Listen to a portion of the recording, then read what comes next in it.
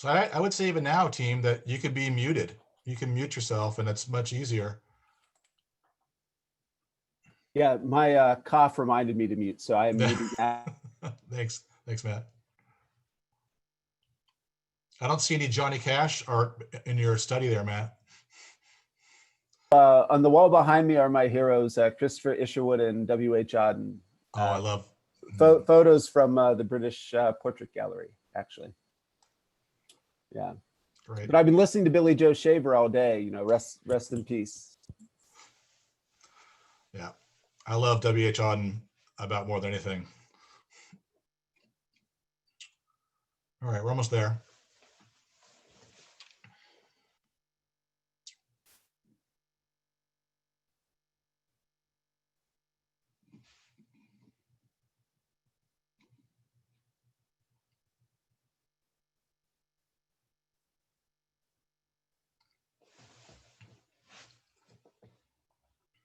Margie, need some water, please. Thanks so much.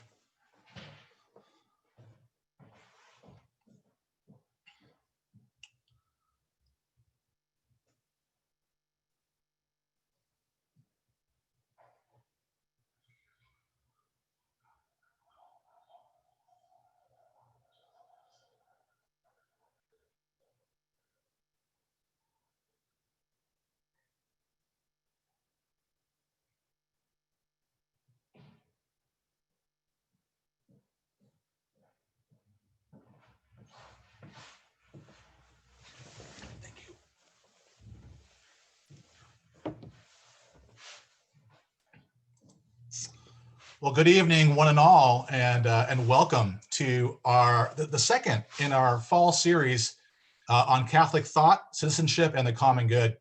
Our event tonight is called Catholic Vote 2020. How will faith be a factor? And I am truly looking forward to this conversation. My name is Michael Murphy, and it's my great honor to serve as the director of the Hank Center for the Catholic Intellectual Heritage. And on behalf of university leadership, and on behalf of Commonweal Magazine and the Mundelein College Alumni Association, who are co-sponsoring this event, I extend a very hearty greeting to you all. A kind welcome also from our dedicated center staff, Center Manager Megan Toomey, Graduate Student Assistant Kathleen McNutt, and our devoted undergraduate assistants, Catherine and Francis.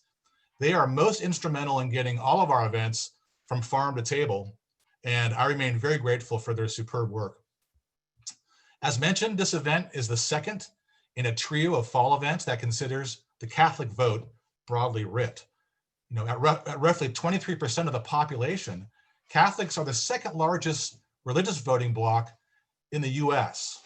They are particularly relevant this year because of candidate Biden, Joe Biden, and his Catholic faith, and the issues in play at our political moment, our current moment, I'll say, from the care of the neighbor and care of creation to issues in play with SCOTUS appointments. Still, as we have seen, Catholics are too large to consider as a monolithic group. They are not only split on candidates and issues, but they're also split about what might constitute a Catholic vote or voter at all. Given these realities, you know, the questions really open up, and they open up to the larger arena of everybody's two favorite topics, religion and politics. So tonight, we will be taking all of this on as we try to understand more clearly the relationship among voters, faith, and politics. Just some housekeeping before I introduce our esteemed speakers, of whom I'm so glad they accepted our invitation. That was an awkward construction. I'll be looking at that later. In any case, please be our guest. This week's kind of big. We're getting close to the election. We have lots of things for you to think about. And so we have 3 events to feature in the short term. Tomorrow is our Terre de Chardin, SJ, Fellow in Catholic Studies lecture. The great Stephen P. Millies from Catholic Theological Union at Chicago, and he's the director of the Bernardine Center there. He's going to be delivering his much anticipated talk, The Gift of Our People, a fresh look at our faithful citizenship in a foreboding moment. You won't want to miss this, people. Then, for All Saints Day, a true saint will be among us, in the Zoom space, that is. the great historian from Georgetown, Father John O'Malley, will present a talk called Venerating the Saints, an Ancient Tradition Alive Today. This event is hosted by the Lumen Christi Institute, the Bollandist Society, and America Media, and is co-sponsored by the Hank Center, among a host of others. Finally, on Thursday, November 5th, our fall series concludes with Catholic Vote 2020, Results, Reflection, Renewal. Now, the votes may not yet be counted, but we have an excellent panel who will help us navigate the terrain about what is transpiring. Molly Andalina from DePaul, Amanda Bryan from Loyola, Miguel Diaz from Loyola, Steve Millies again, and Bernard Prusak, known to Commonweal readers from King's College. This evening's Zoomcast is a webinar, so just some notes on this. This means that the chat is disabled for those who are familiar to the Zoom space, but the Q&A feature is alive and well, so we encourage you to write any comment or question when you click on that Q&A tab, write it there. I encourage you to listen actively as our speakers speak, and then comment as you want, because it might be more dynamic that way. We can all check the Q&A as it goes. I'll be collating them, and then I'll break in during the Q&A and comment part, fittingly, and I'll group some questions together so we can get as many people and your voices as is possible. So without further ado, it's time to welcome our speakers. These are the briefer biographies, and please do check our web pages for the fuller profiles of our honored guests. We have first, Professor Kathleen Kavany, a scholar who focuses on the relationship of law, religion, and morality, and she serves as the Darrell and Juliet Libby Professor at Boston College, a position that includes appointments in both the Department of Theology and in the law school. She is the first faculty member to hold such a joint appointment. Kathy was the 2018-2019 Carrie and Ann McGuire Chair in Ethics and American History at the Kluge Center of the Library of Congress. Among her books are Prophecy Without Contempt, Religious Discourse in the Public Square, that was from Harvard in 2016, and more recently, Ethics at the Edges of Law, Christian Moralists and the American Legal Tradition. That was out of Oxford University Press from 2018. Our next guest is Matthew Sitman, who is the Associate Editor of Commonweal Magazine. He writes regularly for Dissent, where he also serves on the editorial board, and his work has been published at the New Republic, The Bias, and other publications. He is the co-host of the most excellent podcast, Know Your Enemy, which is a podcast about American conservatism and really much more. Follow Matt on Twitter at Matthew Sitman. Finally, great friend to the Hank Center, Kenneth Woodward, who served as religion editor at Newsweek for 38 years, during which he reported on a wide variety of subjects from 7 continents. In addition to some 100 cover stories and 700 other articles for Newsweek, Ken has published essays, articles, and book reviews in the New York Times, the Wall Street Journal, the Washington Post, Commonweal, and First Things, among other publications. Mr. Woodward is the author of 4 books, including his recently published Getting Religion, Faith, Culture, and Politics from the Age of Eisenhower to the Ascent of Trump.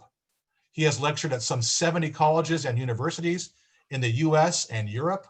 He currently serves now as writer in residence at the Lumen Christi Institute at the University of Chicago.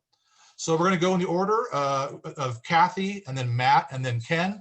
Each will speak for 10 to 12 minutes, and then we'll open it up to some questions and integrate your question and comments as well. So for now, thank you, Kathy. The stage is yours. Great. Can you all hear me? Okay, good. All right. Well, what I see my job here is as trying to present a little bit of what Catholic teaching is that's going to provide a bit of background and context for some of our discussions and even a basis for some of the disputes that we will talk about among Catholic voters later on in our webinar. So the thing to remember about Catholic teaching is that it's an understanding of religion that differs a little bit from what's prominent in the US. It isn't just a religion of private feeling or of interior life. Catholic teaching is social, and it's facing outward toward the whole community, not just toward members of the particular Catholic faith who happen to be around to listen to a particular sermon or a particular preacher. So what are the elements of Catholic social teaching in a nutshell? There are lots of different lists, but I like the one with 7 on it because it's got resonances.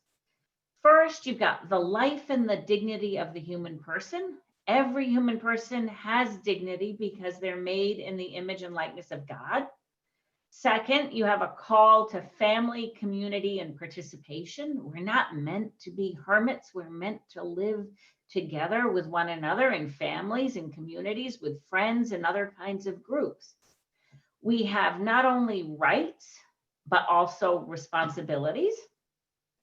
Point 4 is that when we think about how we should organize our lives together, how we should articulate our rights and our responsibilities, we have an option for the poor and the vulnerable.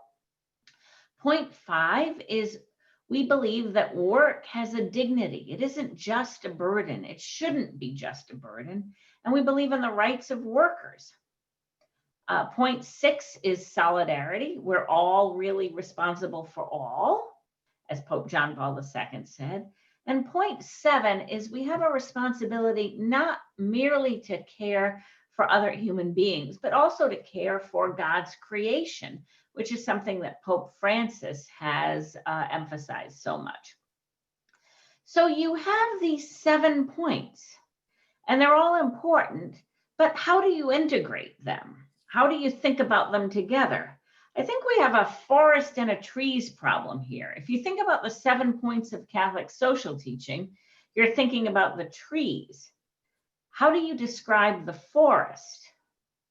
Well, in Catholic social teaching, you might say the forest is the common good. It's the ground and the goal of the elements of Catholic social teaching. It's what Pope John the 23rd described as the sum total of social conditions that allow people, either as individuals or as groups, to reach their fulfillment more easily and more fully. Now that's a fairly vague understanding, and there's a lot of work that's been done trying to specify what this might mean, but you get the idea intuitively that the idea is the good for all of us and each of us, and all of us and each of us together. So the common good really is the impetus for integrating and organizing the various components of Catholic social teaching. Now, here is, I think, where we can begin to identify some of the challenges of taking Catholic social teaching and putting it into a voting guide or an election guide.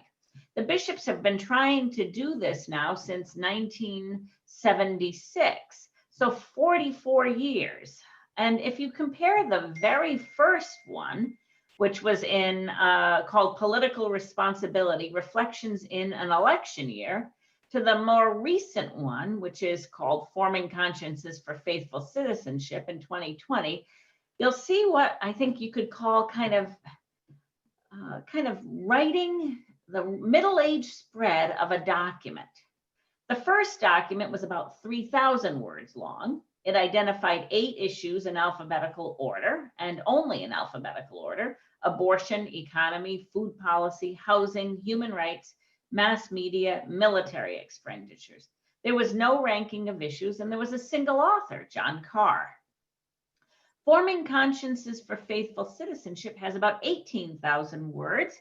It identifies over 50 issues and sub-issues, and it's got a confusing ranking. We're told on the one hand that abortion is preeminent, but we're also told we can't be a single issue voter. It reads like what it is, which is a committee document. But I think one of the bigger problems in all of this is that it is too focused in a way on issues. We talk about voting and issues, but what is an issue?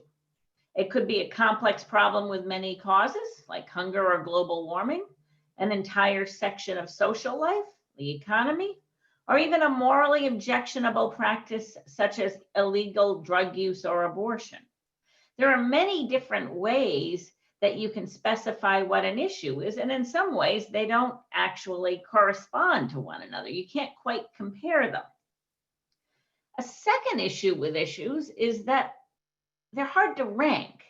You have, on the one hand, important issues, and then you also have urgent issues. So think of as an important issue as something you really have to address. It's foundational. And a good example would be if you had a house whose foundation is cracking. You got to fix that. Otherwise, the whole house will collapse. But even if you have a house with a cracked foundation, you also have to pay attention to urgent issues. You got a cracked foundation. That's important. You've got a house with a roof on fire. That's urgent. You got to put out the fire first. And so I think one of the things voters struggle with is how do we really relate important issues to urgent issues? How do we rank them?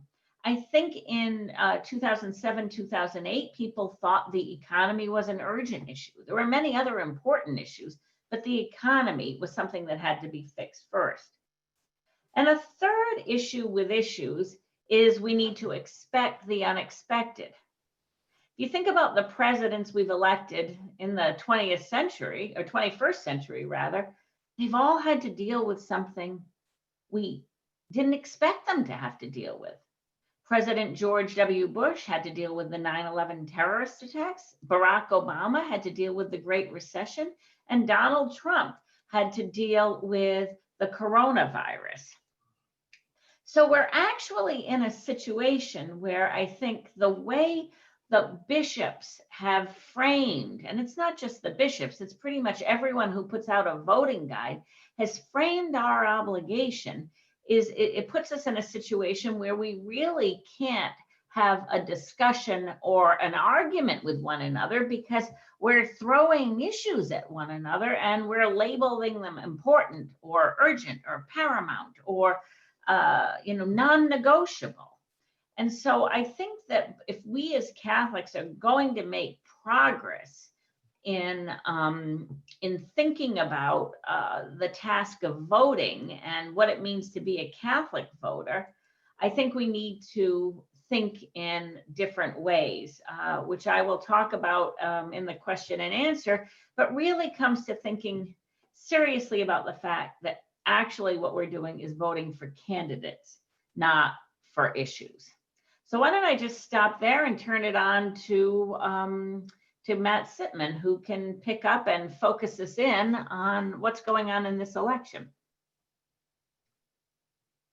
All right, well, thank you, Kathy. I hope everyone can hear me fine. I live in New York City and Spectrum Internet is, a constant source of consternation for us. So I hope I'm coming through clear. But I want to begin by thanking the Murph, as I call him, as we call him, and the Hank Center for inviting me to be on this panel. I think the work Mike does and the Hank Center does is really superb and a bright spot in the Catholic firmament. And Mike mentioned that tomorrow Steve Millies is giving an address, and I just want to encourage everyone to tune into that because I think Steve Millies is just one of the really wonderful, thoughtful Catholic commentators out there. And furthermore, I'm humbled to be on this panel with Ken and Kathy. Kathy's someone I revere. I work with her at Commonweal, and so I'm well acquainted with how just brilliant she is. And Ken is someone, every time he publishes in Commonweal, I learn something from him. So I consider myself the junior partner in this panel, and hope I hold up my end. And I would just say that I think my role tonight is to be a little bit more of the election pundit. And one of the things I discussed with Mike beforehand is that I grew up a conservative. I'm kind of an ex-conservative, and I grew up in Trump country in central Pennsylvania. So I want to talk a little bit about where I'm from and kind of how I see some of that playing out. And one of the things I would say is that I grew up in Blair County, which is right in the middle of Pennsylvania. It's very close to where Penn State is at, for those not familiar with the geography of the state. You might recall James Carville's line that in Pennsylvania, there's Pittsburgh in the west, Philadelphia in the east, and in between is Alabama. So I grew up in the Alabama part of Pennsylvania, and one of the things that's really striking about that to me is that I was not surprised that Trump won Pennsylvania in 2016, and I was not totally surprised that he won the general election in 2016. I didn't necessarily predict that, but I wasn't surprised by it. And one of the things I saw was just how much energy Trump was generating in the parts of the country like where I grew up.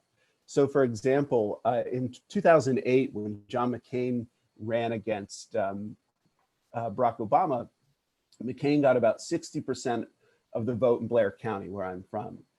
And Mitt Romney got about 65, 66%, and Donald in 2012. And then in 2016, Donald Trump actually won about 71% of the vote in the county where I'm from. So as I said, this is really Trump country. And one of the things I've tried to do is, as a writer about politics, is not claim some special knowledge into the mind of Trump voters or kind of the pulse of the country. I've lived in New York now for maybe about 7 years.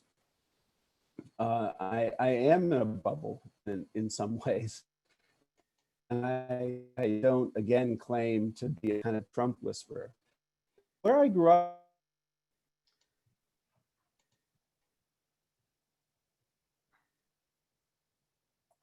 Matt's frozen right now on my screen. two Is he religious frozen? groups. Sorry, Matt. You're getting a little bit spotty there, but keep on going. Okay, I apologize. One of the things in terms of religious faith and its role in the election that I was thinking about is that there were kind of two religious groups mostly where I grew up. One of which were kind of ethnic Catholics, or what we used to call ethnic Catholics, like my Italian Catholic grandmother. And the other was fundamentalist Christians. And I actually promised Ken that I would offer a Billy Graham anecdote during this conversation. And that is, when I was a teenager, I read Billy Graham's autobiography, Just As I Am. And he said that early in his ministry, when he came to central Pennsylvania, his reception was so negative from the fundamentalist Christians where I grew up that he almost quit the ministry. And where I'm going with that is to say that one of the things I find fascinating about that is that this county where I grew up, which is both a place where Catholics, there are a lot of, again, ethnic Catholics and a lot of fundamentalist Christians, they're both voting for Trump. And one of the things I would sort of deduce from that is that I think, in line with some of what Ken's argued, and I don't want to steal too much of his thunder, but one of the things I would say is that we're seeing that despite certain theological distinctives, politically, both of these groups, Protestant and Catholic, are turning out in huge numbers for Trump. And again, that Trump generated a sort of enthusiasm among kind of both sets of voters that wasn't shocking to me, but that really is notable. So in terms of the Catholic vote, one of the things I just want to say is that it seems like it's pretty evenly split. And I'm not even sure to what extent it makes a lot of sense to talk about a distinct Catholic vote. The Catholic vote kind of seems to track the country more generally, and whoever wins tends to pull the Catholic vote their way a bit. And there's not anything terribly distinctive about it. So, you know, the experiences of where I grew up and the kind of voting patterns of the kinds of places where I grew up, I think it speaks to kind of an urban rural and or urban / suburban and rural divide. And that's one part of it. And that really, I think, matters for our political system right now. But I'm not sure it speaks to a faith divide necessarily. But I did want to make one kind of point where I think the faith really will come into this election. And it's not in terms of demographics and voting patterns and behavior. It has more to do with Joe Biden's faith itself.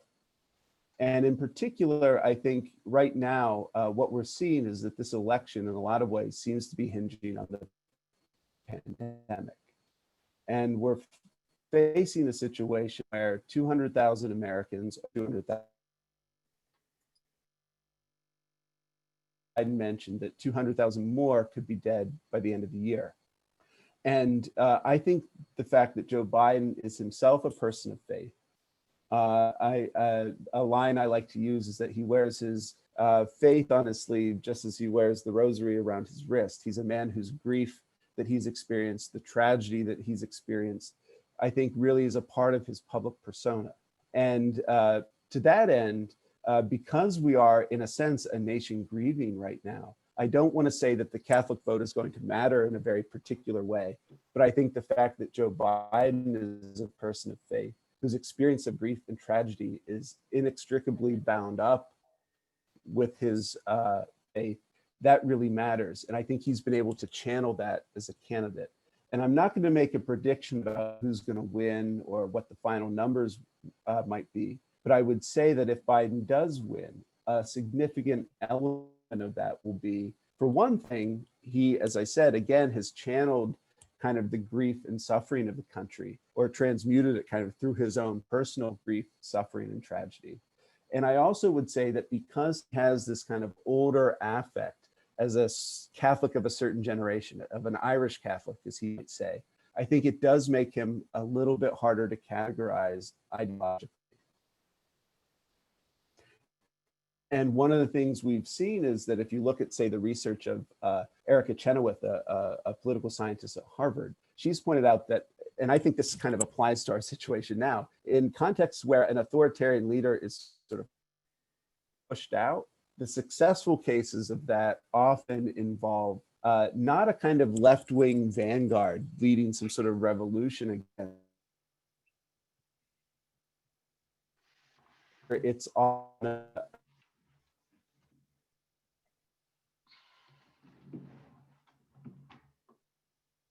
Okay, I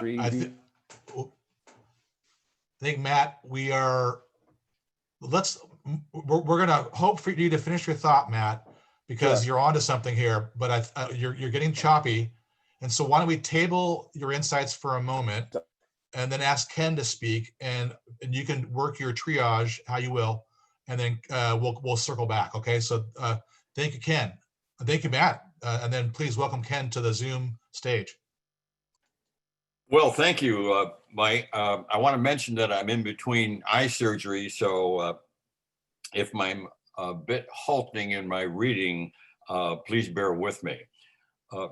One of the unfortunate aspects of Zoom conferences is the inability of speakers to ask for a show of hands from the audience, something I like to do from time to time to get a sense of who is it I'm talking to. So in lieu of hand raising, I'm going to make some guesses about who you are. Nearly all of you are white. Most of you are graduates of a four-year college. Perhaps a third of you have a graduate or a professional degree. Those of you who are at least 30 years old with a full-time job have a household income of at least $70,000 a year, a very comfortable living in the southern Midwestern and rural areas where most white evangelicals, for example, live. Most of you live in a northern city or suburb with good public schools available. Many of you attended private schools yourselves. Way more of you watch Stephen Colbert than Tucker Carlson, listen to NPR rather than talk radio, watch Wimbledon rather than WrestleMania. If I'm right so far, then it is easy to predict that most of you are not voting for Donald Trump. But note, I did not ask you whether you practice a religion, though I suspect that most of you identify as Catholic. I didn't ask because, and this is the main point of my remarks tonight, I do not believe that religion is a significant factor in this presidential election. Wasn't in the last one, and very rarely has been in American election history. More precisely, I argue that religion is most certainly not an independent factor in our politics. And those journalists and pollsters and academics who treat it as such obscure the extent to which the political or politics conditions American religion rather than the reverse. Now, if I'm right, it follows that the concept of a Catholic vote lacks any heuristic value because it presumes that being Catholic determines how a Catholic votes.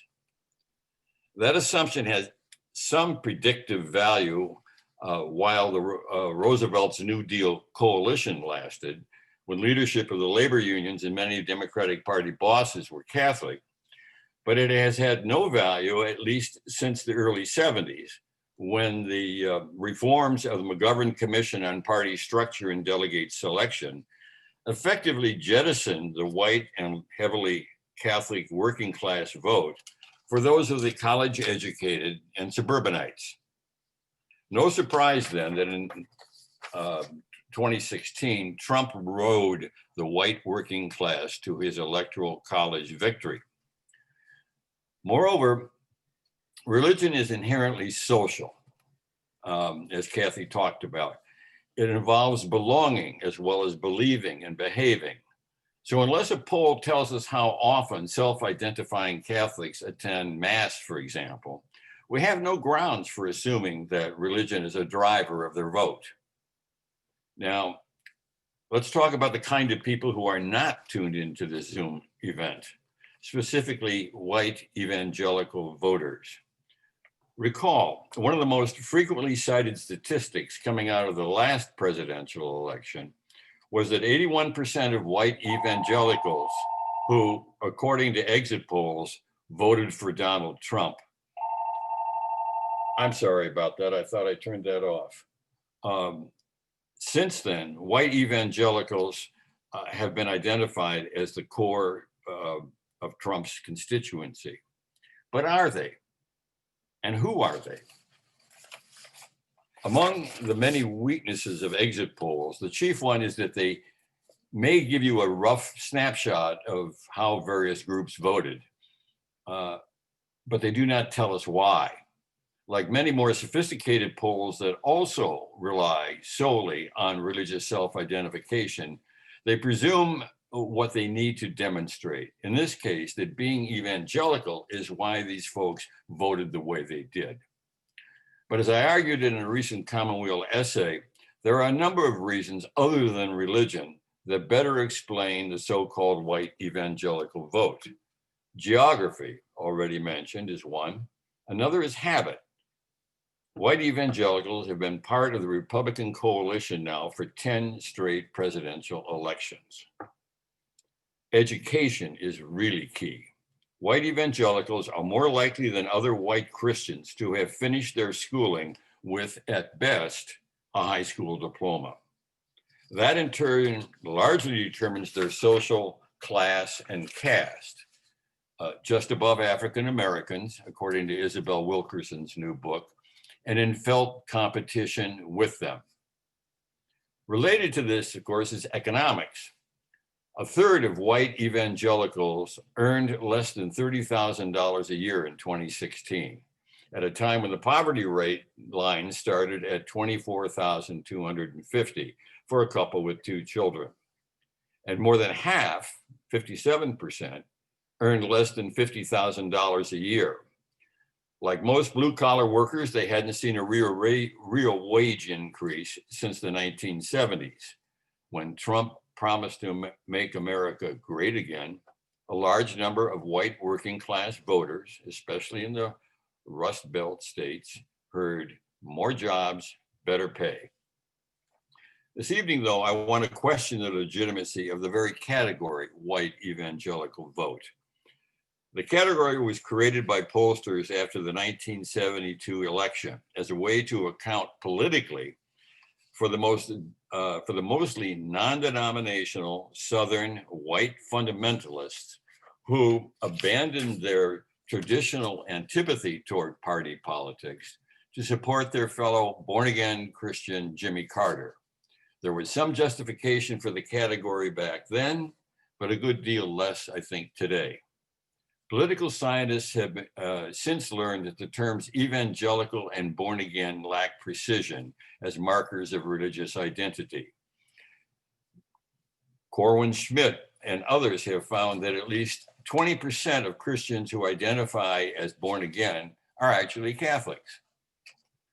As an adjective, evangelical describes a wide range of otherwise unconnected Christians, from the Amish in Iowa to California Quakers, to some Minnesota Lutherans, to Florida Pentecostals, to members of Joel Osteen's megachurch, where they imbibe a prosperity gospel that is not easily reconciled with the real one.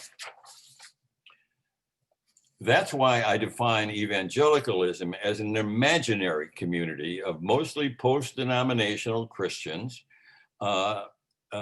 in which almost anyone who claims to be born again can be assigned. Finally, we should not forget that classic evangelicalism of a Billy Graham, say, is inherently entrepreneurial. It is free enterprise in religion and thus has a natural affinity with free enterprise capitalism. You can actually trace that history, and I think I did that in my book, Getting Religion. Evangelical clergy do not work their way up an ecclesiastical ladder. They typically go out and build up a congregation from scratch, like Falwell did and others. And if they fail at that, they turn to selling shoes or stocks or just themselves on television. The fundamental problem I have with polls on religion and politics is polling itself. In Inventing American Religion, published in 2015, sociologist Robert Wolfnow plumbed the hazards that plague opinion polls: flawed methodology, imprecise definitions, poorly framed questions, and especially declining response rates. In effect, drawing sweeping conclusions based on the mere 9% of cooperative people who happen to answer their phones. Put another way, you can learn a lot more about white evangelical Christians from reading a book like Hillbilly Elegy than you can from reading the books of a pollster like Robert P. Jones.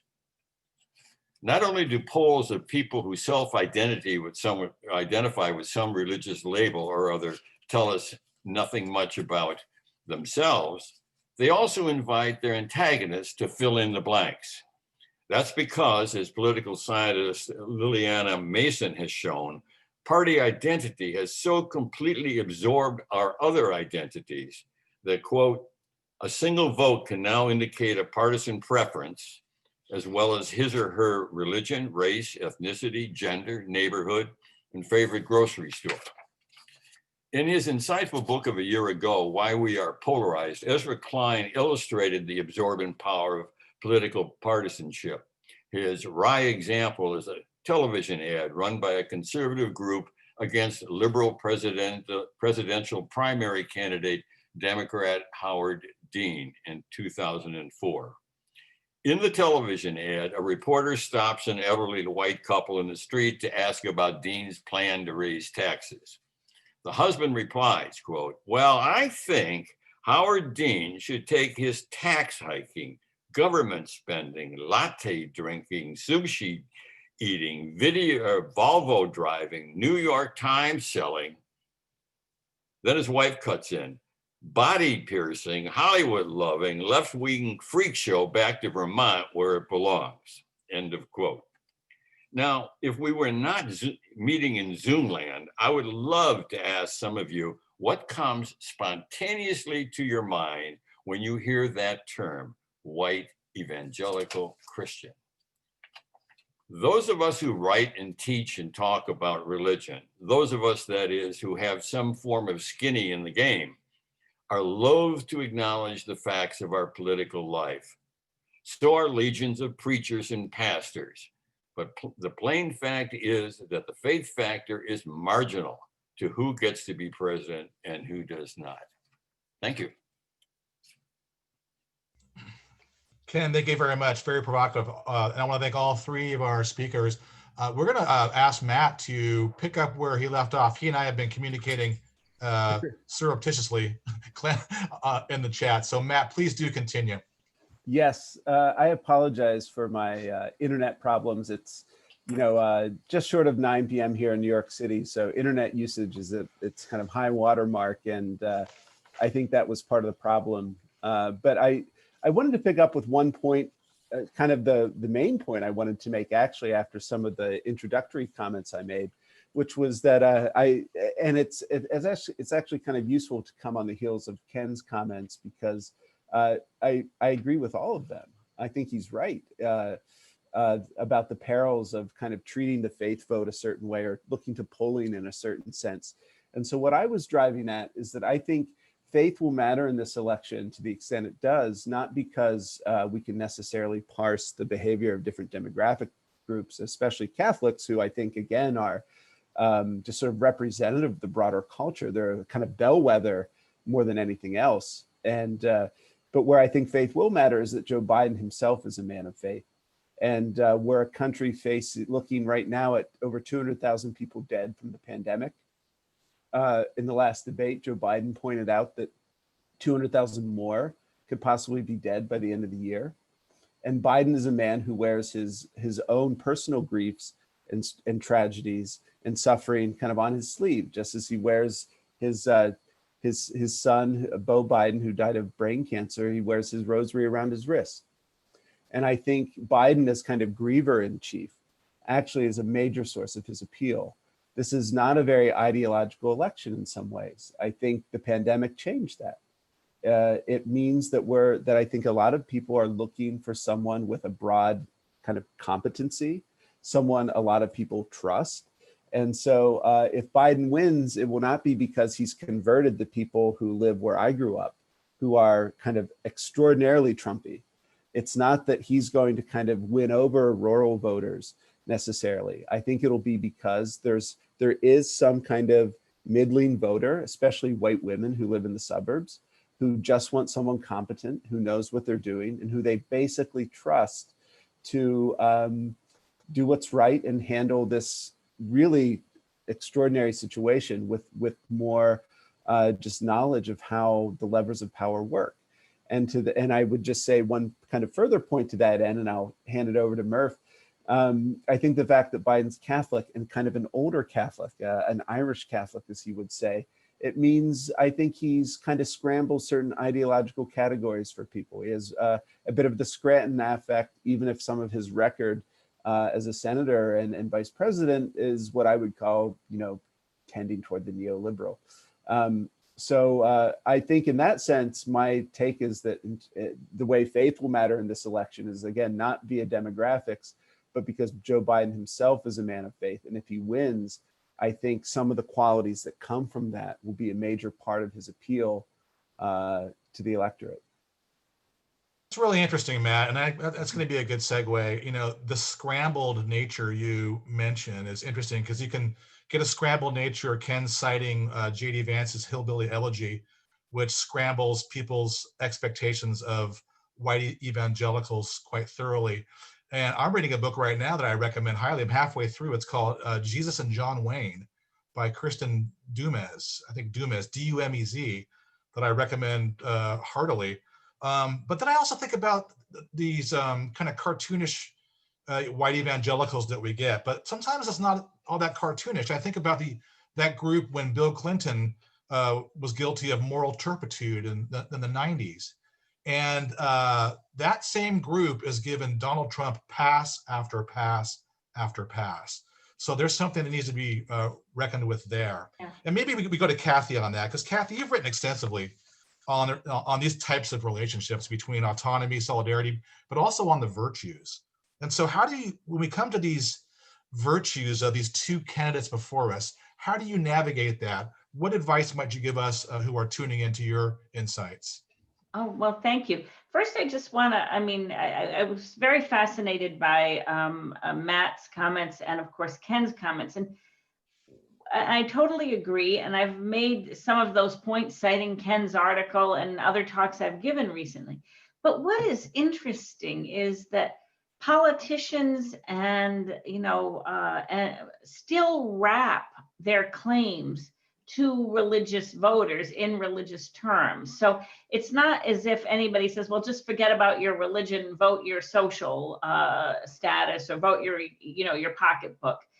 We still want to be able to frame what we're doing in some way, at least to ourselves, and maybe it's delusional, as consonant with some broader teachings, because that allows us to see ourselves as good people. And I think that is something interesting. So on the Bill Clinton side thing, how do you distinguish between Bill Clinton and somebody like Donald Trump? Well, one way you can do it is look at the way some evangelical Protestants have framed him as Cyrus of Persia. I mean, we've got the whole biblical imagination. So he's a non-believer. He is somebody who, isn't committed to the faith tradition, but just like Cyrus rescued the beleaguered Jews from the Babylonians. So we're seeing, in their view, Donald Trump, not part of the system, but still an instrument of God to rescue a beleaguered lifestyle. And I think religion is sort of part of that lifestyle. We tend to go very dichotomous. We tend to go very Manichaean, good versus evil, in thinking about the party system at this point. And giving a religious overlay to that, whether it's what actually motivates voters, helps solidify the fact, well, I'm going to vote for this person. I couldn't possibly vote for the other person because they're part of the culture of death. They're, they're the baddies, as the English would say. Now, to just segue to your question, I would say, and I guess I'm a white, woman from, the suburbs, right? So I'm looking at character, but I think that character is a place that we should start rather than issues. And I've argued that, and these aren't religious values. I would say this is almost like common morality reflections. Competence matters. You got to have somebody who can actually do the job. And I think part of the problem with Donald Trump is not so much what his values are, but it doesn't look like he's up to the task. It doesn't look like he really wants to do the job. It looks like he wants to play golf. Character, I think, is important. Do you have a good character? Are you committed to the well-being of other people? Are you at least basically honest? And then I think collaboration matters as well in this time. I think people are looking to Biden because I think he's not exacerbated the culture war issues. Like, for example, on the Supreme Court, he's not gone, ballistic yet. He said, well, I'm going to think about that. We'll see what's going to happen. He seems to be somebody who you can work with. And then also connections. Who are you liable to? Who are you indebted to? Who is going to call in favors when you move into Pennsylvania Avenue? And those are the places I think we should start thinking. And I think that'll help us maybe not fight as much as Catholics or as voters by saying, well, abortion's the most important issue. And then, no, climate change is the most important issue. And then you end up kind of yelling at each other and thinking each other is, not worth talking to. But maybe if we focus on virtues, we might be able to get to a better place. Thank you. Hey, Matt, I know you wanted, Kathy, thank you so much. Matt, I wanted to respond. Then please, Ken, jump right in. Sure. I wanted to kind of echo Kathy's point. And in particular, she mentioned the way politicians still feel the need to kind of wrap themselves in religion or kind of use religious reference points. And I think that really is quite in line with my comments about Joe Biden earlier. And I want to make a particular kind of a more specific point about that, though, which is that I think part of Biden's appeal right now, to the extent he has the broad appeal he seems to, is that he is able to speak a moral language that is not kind of totally thinned out and desiccated. It's a thick moral language that is rooted in his faith. And I want to give a particular example of that. Just a day or two ago on the campaign trail, he referenced Pope Francis's new encyclical Fratelli Tutti. And that really jumped out at me, in part because one of the great themes of that encyclical is dreaming. Dreaming of a different and better world, dreaming of treating each other differently, and kind of not giving in to a certain cynicism and kind of just resignation that nothing better is possible. And I thought of that especially because, Mike, you're in Chicago, Ken, you're in Chicago, I believe. And one of my old teachers who I miss very much and who meant a lot to me was Jean Beth Geilstein, who taught at the Divinity School at the University of Chicago for many years. And one of the things she always said in her lectures about American political thought was that Dr. King had a dream and not a preference, meaning it was not this kind of social scientific thinned out language of just preferences and nudges and a kind of austere social scientific language. Instead, he spoke the language of dreaming. And I think if we're going to respond to something like mass death in the United States, like the deaths literally of hundreds of thousands of Americans, you have to be able to speak a moral language. And someone like Joe Biden, who can talk about Pope Francis's encyclical or quote Kierkegaard and say, faith sees best in the dark. That is a significant part of, I think, why he's gotten the traction, according to all the polling, that he has so far. It's not a lowest common denominator moral language. It's actually a thick, robust moral language rooted in his specific faith tradition. I have a feeling you're reading a lot into him. Let me disagree, not for the sake of disagreeing. I don't know. Every time I hear about that rosary in his hand, I think of the Pakistani taxi drivers in New York that have worry beads on the rearview mirror. I don't know that doesn't tell me very much. But I fully agree with you that he exudes empathy. And isn't that what Robert Kennedy did? He exuded empathy, and it was not just picking up his brother's mantle, but also that he had suffered and learned and so on. And I think you're right. I think that personality aspect of the Irish Catholic Pennsylvanian elder statesman, nearly as old as I am, part of him speaks to us, because look at what we've had. I mean, let's be honest, there's one issue and one issue only in the thing, and it's Donald Trump, and that's the way he wants it.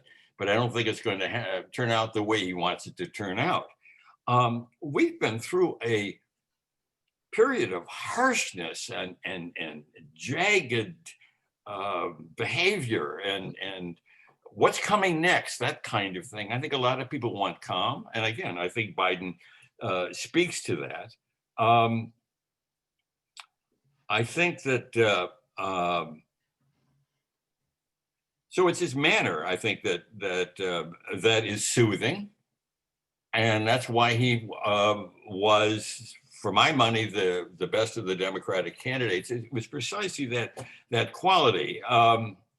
And so people are wanting to trust him, even the people to the left who didn't want him to be the Democratic Party choice. I want to mention one other thing, which is that one has to distinguish between clergy and laity among the evangelicals. And by that, I mean, here I'm putting down polls, but there's rather complete ones done by Christianity Today. And they asked the folks in the pews what was most important to them, and was the pocketbook issues. And when they asked the pastors, it was, abortion and religious freedom and so on. And I think that speaks to something that people like Billy Graham's son, who I think is guilty of elder abuse for the way he treats his father, both when he was alive and since then. When we would get these stories about evangelicals, we always got the same 4 or 5 characters brought in. They go to Billy Graham, Franklin Graham, who doesn't really have a national following, nothing like his father, and he's reversed the whole trajectory of his father's lifetime, of his father's life experience. And they go to, well, he's disgraced now, but Falwell Sr., or Jr., I should say, who's nothing but a businessman and a bit of a con, I think, and then the guy in Dallas. But there's a whole range of people, including megachurch pastors, who don't dare get into politics unless they live in a community where the politics is, where everything is pretty congruent. Then they will. They have nothing no percentage. but loss. And then finally, I wanted to mention this. It just occurred to me. When Franklin Graham complained that Christianity Today had criticized Trump, all right, and he said, "You just are not with the folks." Well, the answer is they aren't. Half of them are go to Episcopal churches, and they're highly educated, and Franklin is none of those things, and the people he appeals to are not highly educated. They're more like the people that I described. So yeah, the divisions in there are enormous. Hey, can I push back a little bit on, I mean, one of the things I've been thinking about is what are the markers of religion? And, so I think that we may have an overly intellectualized conception of religion in some ways, so I mean, some people on the Catholic right say, well, unless you agree with me on these 7 things and the order in which they should be, you are not a good Catholic, you are a heretic. And it doesn't stop them from even saying this to Pope Francis. So they've got this sort of intellectual, check the box. If you've got this, then you're a Catholic. Practice is, I think, much more important. And so I think, the habits that, that Biden has of going to church every week, of carrying a rosary, of wearing the ashes on Ash Wednesday, of showing up at his granddaughter's first or her confirmation, all of those indicate kind of an authentic view of kind of what a lived Catholic life would look like, that I think that people recognized as, a lived life as a lay person in a religion. It gets complicated, I think, when you get to like the way Mass uses, well, all the real Catholics, all the Catholics who go to Mass every week, they vote for Trump, and all the ones who don't go to Mass every week, don't. Then I think the question really is a challenge for Catholics, such as like, well, why are people going or not going to Mass? Why do people disaffiliate but still consider themselves Catholics? And once Mass attendance is predicated on and is reduced to being a card-carrying member of the Republican Party, I think you've got a snowball devolution of Mass attendance going. So I don't want to reduce. What does it mean to sense that somebody has a religiosity that is tested in suffering, as Matt said, that that isn't just on for the cameras, and that allows him to have a connection with something bigger than all of us, even if you're not totally sure what that is, and he may not even be totally sure. Don't you think we could have a broader conception of religion than just doctrine? I think that's an excellent one. I have a question that touches that moves towards secularism, but I want to just give a quick minute to Matt or Ken to speak about, because, who is in a position to judge somebody's Christianity? That's an original sin of being a Christian in so many ways. But it just seems that Trump is kind of running a game for most people, if we're honest about it. I mean, his spiritual advisor is Paula White Cain, the wife of the former Journey keyboardist, Jonathan Cain, I'll add quickly. But she is a prosperity gospel person. And that clings on the ear of so many kind of Christians of a certain kind. But let me ask this question that came in for Ken, and then I'll leave it, Matt and Kathy and Ken can respond to any of this. This is from Joseph Prabhu. He writes, if Ken Woodward is right, can we say that the US at present is a largely secularized society where religious faith is a contingent and predominantly private marker, like belonging to a tennis or bowling club? Well, I really don't think we're as nearly as religious as we pretend to be. And I think that's what I said in the Commonweal article. I follow political scientist John Green on this, who says that about 17% of Americans are put religion someplace near the center of their lives. And it seems to me it has to be there if it's going to be a factor in how we, if it's going to be a factor in our politics. and I think, if you get a woman who says she's Catholic, she gets up in the morning and does a meditation from a Buddhist handbook, and in the afternoon she or he is on her yoga mat. That's private spirituality. So I'm with Kathy that there's a thickness of belonging, and that you get that in Biden, but I'm not using mass attendance as determining who's Catholic. I'm using it is the extent to which being Catholic means much to them, because if it seems to me that if you say, well, I'm Catholic, but I don't go to church anymore, or I haven't been there since I was confirmed, you can't begin to say that person's Catholicism is a determinative factor in how they vote. That's all I'm saying. Matt?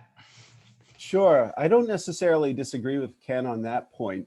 Although something I've been thinking about a lot lately is that my beloved late Catholic grandmother, who went to mass every week and cooked, hundreds of funeral dinners at her parish, she never once said anything doctrinally to me, or, that even specifically about religious. She just said it matters how you treat people, and that's the most important thing. And I think there are a lot of people who maybe, that sentiment that they share is not always reflected in certain polling data. And I would just make one further point, which is that, again, I think in a lot of ways, I'm coming at this from a slightly different angle, which is that whatever kind of you want to do with the statistics about mass attendance, or however you want to parse some of this polling data, I think Biden's ability to speak a kind of more specific, particular language gives him a certain authenticity.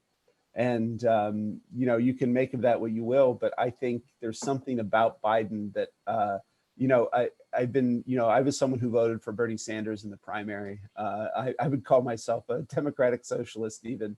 Biden was not my first choice, but a number of my friends have said, Matt, you really seem to have a soft spot for Biden.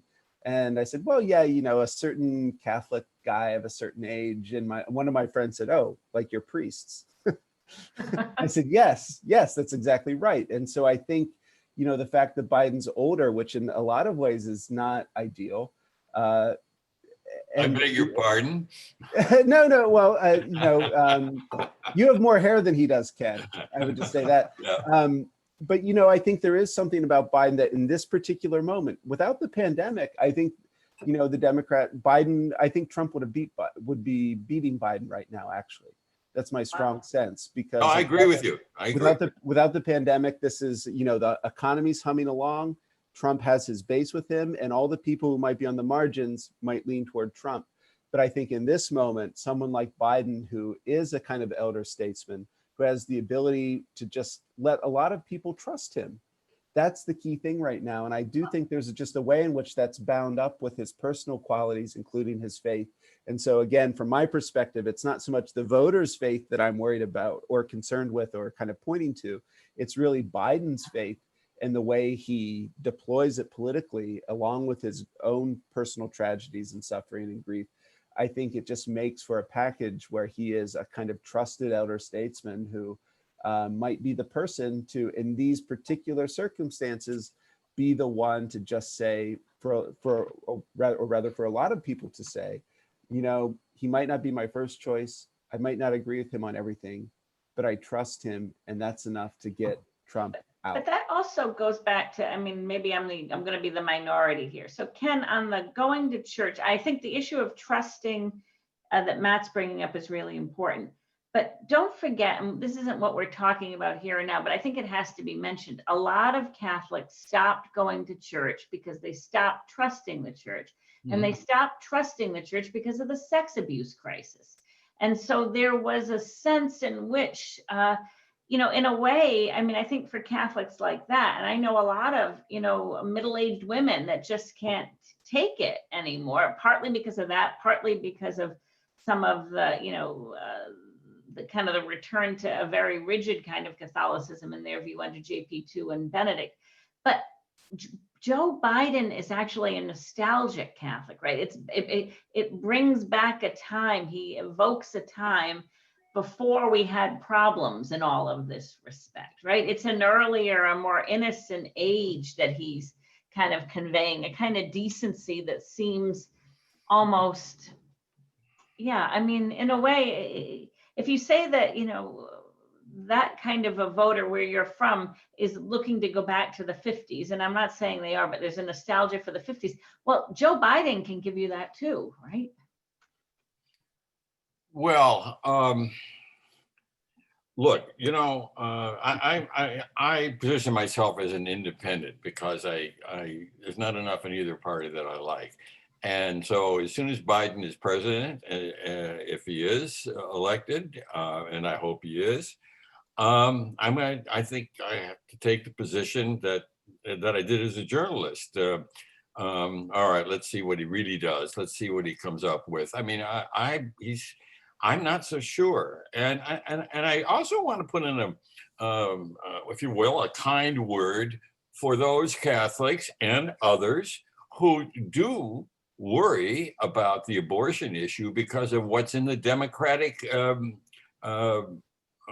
platform statement. I mean, if they were to act on that platform statement, there'd be an awful lot of people, beginning with me, who would be in really, you'd see a real resistance. I mean, if they were going to make me pay for it, they're going to have it under all circumstances at any time.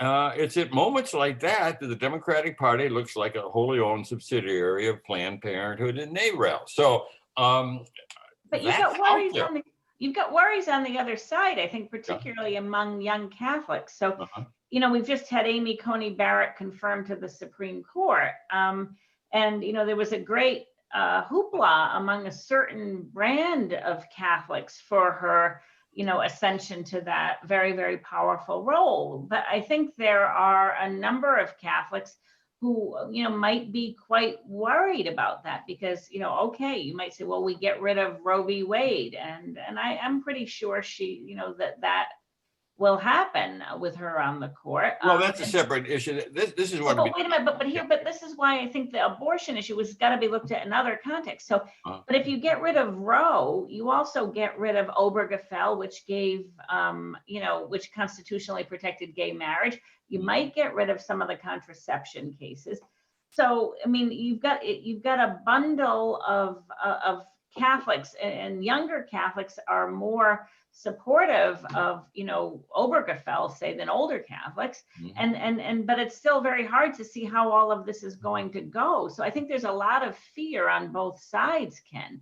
Well, let me jump in here. I don't disagree. No. Let me jump in here with voices from our crowd, and then I want to go to you, Matt, because I know you have some things to say about this. But I want to read you 4 questions that kind of touch, I think, on some of the themes that are being raised in this sector. Just listen, and panelists, write down anything you want to say as I read these questions. This is from Maxwell Pingen.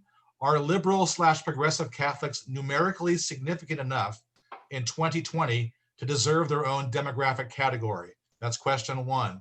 This is from John Nolan. Did Catholics turn Republican when they moved to the suburbs, or were they always Republican? That's question number 2. This is number 3 from Caroline Stanfill, who's with the Felician Sisters of North America. And she wants our panelists to talk about core identity. Many people identify themselves as Democrat or Republican first before they ever say they're a child of God or a Christian or a Catholic. Last one, I think, which resonates with me particularly, from our friend Paul Contino, great professor from Pepperdine. And he asked this: will those who care about life in the womb ever again be welcome in the Democrat Party? If so, how will it happen? And I know, Matt, being from Pennsylvania, all those Bob Kerrey Democrats, all those blue dogs, who there's 23 million of them. How do you think about any of these questions? And off you go. Sure. Well, I have a few kind of responses to that group of questions, which were all very thoughtful. So I appreciate them.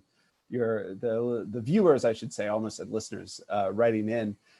One of which is to say that, the question about liberal Catholics, do we constitute a real kind of actual demographic group, or there are enough of us, I'll include myself in that, to constitute a demographic group. And I would say, you know, maybe not, but it's also the case that the 2016 election was decided by what, just a few 100,000 voters. So who knows what constitutes a numerically significant constituency in the United States. I think in certain parts of the country, in certain states that seem to be very important to the outcome of this election, Pennsylvania, Michigan, Wisconsin, Iowa, et cetera, maybe people who have some religious feeling or some kind of religious identification who find Biden more palatable because of his own faith, maybe that will make a difference. I'm not sure. The question about religious identity and are we kind of children of God first or Republican or Democrat first, I just want to say I was so glad that Ken mentioned earlier Ezra Klein's book on polarization, because it's like empirically undoubtedly true that right now in the United States, your political orientation or affiliation, I should say, matters much more than your faith, or rather it determines the contours of your faith or the way your faith cashes out politically. And I don't know if that's too big of a subject to take on now, but I just want to acknowledge the fact that is in fact the case. And well, it's also in the case, Matt, pardon me, it's also in the case, Matt, that, you know, even in the Catholic Church, you might say that you're a JP2 Catholic or a Francis Catholic, or, you know, those tribal locations dominate. So I didn't mean to interrupt you, but it's a very, very important topic. We have deeper baked in anthropological locations that, you know, it's more like, where's the grace? We have plenty of nature, but where's the grace? You know, that kind of thing. Did you want to say something more, or Ken or Kathy? Yeah, first of all, I'd like to respond to Kathy. Okay. She's talking about younger Catholics. You know, Christian Smith has done a lot of work on that. Why are you little young Catholics growing up not to be older Catholics? And he pretty well explained it. It's really based on the parents, and if the parents aren't particularly Catholic, the kids aren't going to be. That was the factor more than anything else. Parental example, and I think that over the generations, even before the clergy abuse issue, I think mostly clergy abuse issue, that was an excuse for people who, some were really outraged, and you should be outraged. But for a lot of them, it was an excuse to say, I don't want to bother with any of this. So I'm a little ambivalent about that. As Scott Appleby said, the nice thing about the younger generation is they don't discriminate. The unfortunate thing about the younger generation is they don't discriminate. And I think making discriminations is something that is a mark of adulthood. So that would be. Let me ask Matt. Matt has something to say about younger Catholics. I'm on the chat with him. Yeah. Matt, what do you think about that? Well, I would just say when it comes to younger Catholics on the abortion question in particular, you know, I don't like to speak out of my own experience as a kind of, you know, as if I'm speaking for everyone, but I think there's a real reticence to turn to focus exclusively on criminalizing abortion and banning abortion. And that in my experience, there are a lot of younger Catholics who are in fact pro-life, who think that, you know, the way to go is to make sure that mothers have paid maternity leave, who are guaranteed a job when they come back from having a child, who make a living wage and so support a minimum wage of $15 an hour, and so on. So, you know, I think the abortion question is actually quite tricky right now. And whether you kind of go along with Trump and the Republican Party focusing exclusively on banning it, or whether you think the way to go is through the kind of social provisions and public policy that essentially make having a family easier, to make being someone who's pregnant, being a woman who's pregnant, and basically making it easier for a woman to choose life. I think those are kind of the dilemmas, more than sort of where do you stand on Roe v. Wade, or, you know, do you want to criminalize and ban abortion or not? And I think that's especially kind of something that younger Catholics are grappling with right now, because they just don't want to kind of criminalize it in that way. And, you know, they recognize that if you criminalize it, rich women will fly to Mexico to have an abortion performed, whereas, you know, the ban will mostly fall on poor women. And so the economic disparities behind some of these questions, I think, are being much more kind of fully wrestled with and grappled with among younger Catholics. And it just makes the abortion question kind of complicated in a way I think that it's complicated from a legal point of view. And maybe I'll just pick up on that and pick on that. I mean, I think the problem is that the way the abortion issue has been framed in the discussion and in the Catholic Church is that it's forgotten that there's actually the virtue of prudence involved. That making law, making good law also involves the exercise of practical reason. And so, and you've got different ways of dealing with different practices. One way is, you know, you work on the supply side, ban abortions. And, you know, for reasons that Matt said, you know, I think that that's going to not work so well. The other is to, you know, ban or to work on the demand side. Why are women having abortions? What can we do to, you know, make them think that they can carry on their life and carry the baby to term and give birth? And I think that, you know, I'm not saying that all Catholics, and certainly not that all pro-life Catholics, but the bishops seem to have focused more over the past 40 years on supply side than demand side. And when there was a question that was asked about, will those who care about life in the womb ever be welcome in the Democratic Party? My sense is that it's never going to be the party of, you know, get rid of Roe v. Wade and, you know, and ban abortion. But I'd like to see the Democratic Party go back to something that was, you know, safe, legal, and rare, which was where it was before, and really focus on, you know, as a common ground endeavor within the Democratic Party, the rare part. And what do you need to do to make it so that women don't feel like they're forced into having abortions? I think there will be a difference between the Republican Party and the Democratic Party on abortion, but I think that that's where the Democratic Party could go. Yeah. And let me just add this. I think that I don't think abortion should be an issue in this election, because it's a Supreme Court decision. That's why the Democrats have been going crazy, especially with the last nomination. They couldn't get her on her religion, so they talked about healthcare and so on. I think that was a bit of, personally, I think it was a bit of a diversion. But no, it shouldn't be the issue, because the issue is going to be the court and what it says. And then you're probably going to have a checkered situation. Some states, like New York, will have abortions free and open and paid for as much as they possibly can, and some states will ban it. I think it's at that juncture that what Kathy's counseling is really true.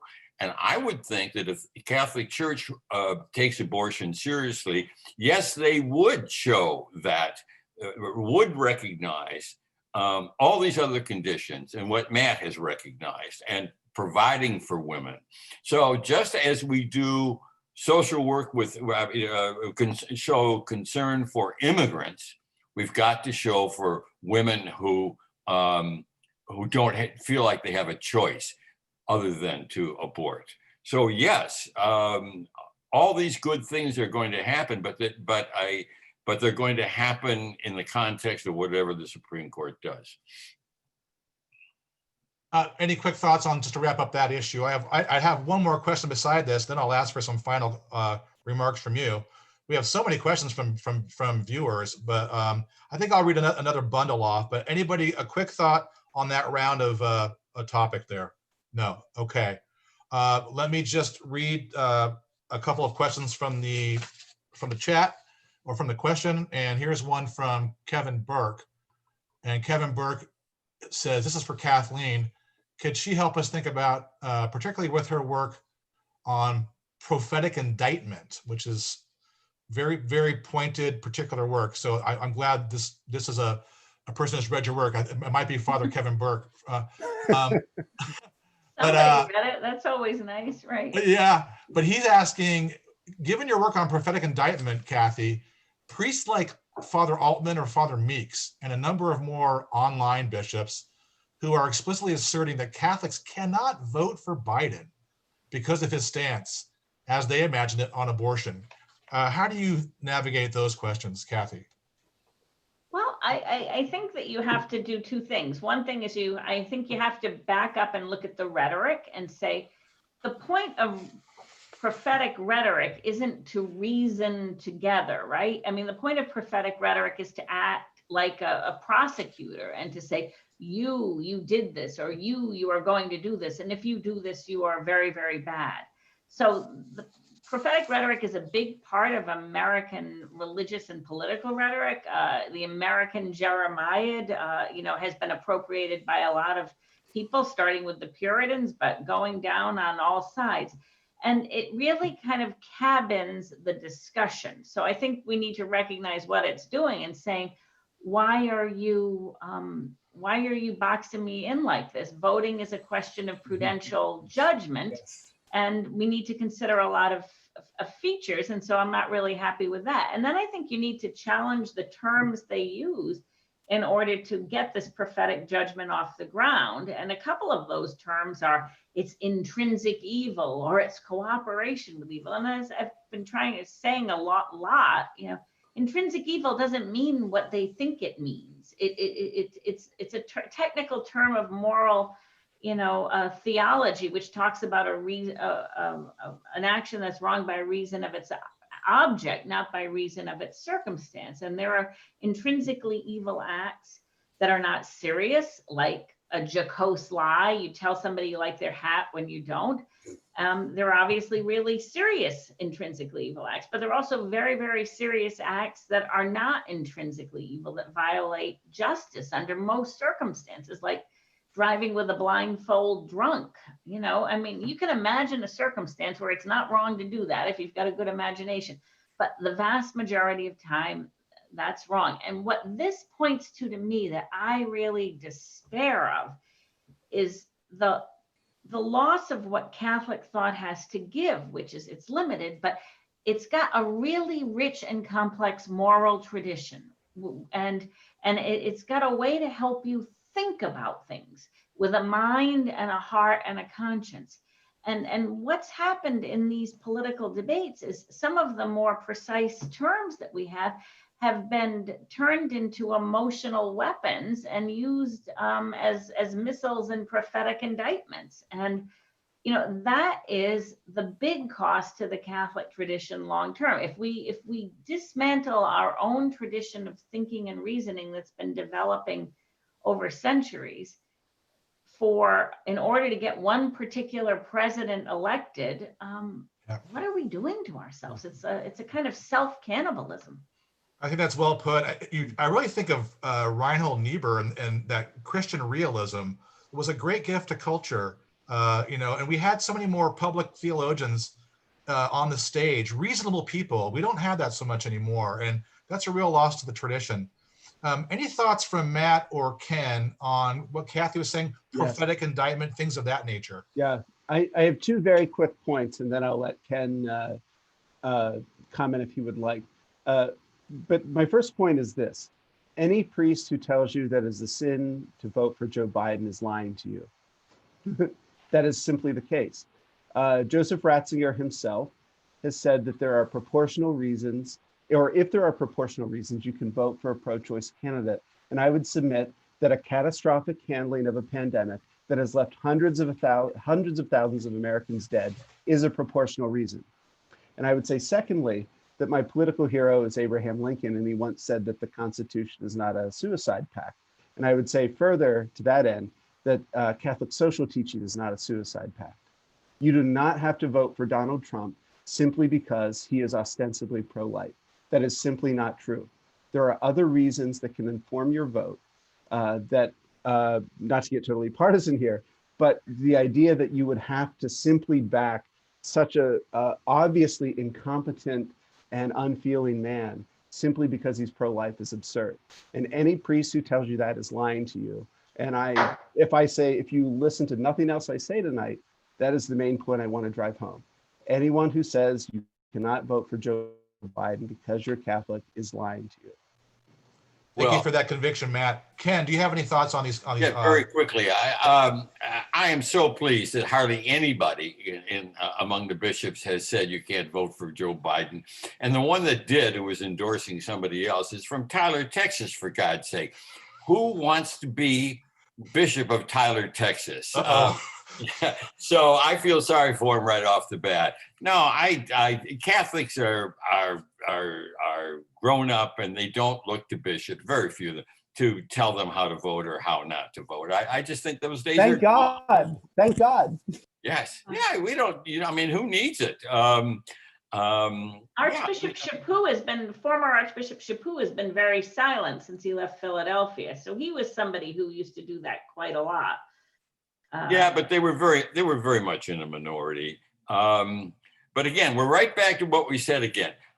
The bishops we like, the bishops we don't like. Commonweal versus First Things. The Register versus what do they call the Reporter? The Reporter. Yeah, I used to write for them. And you know, that the divisions are right out there in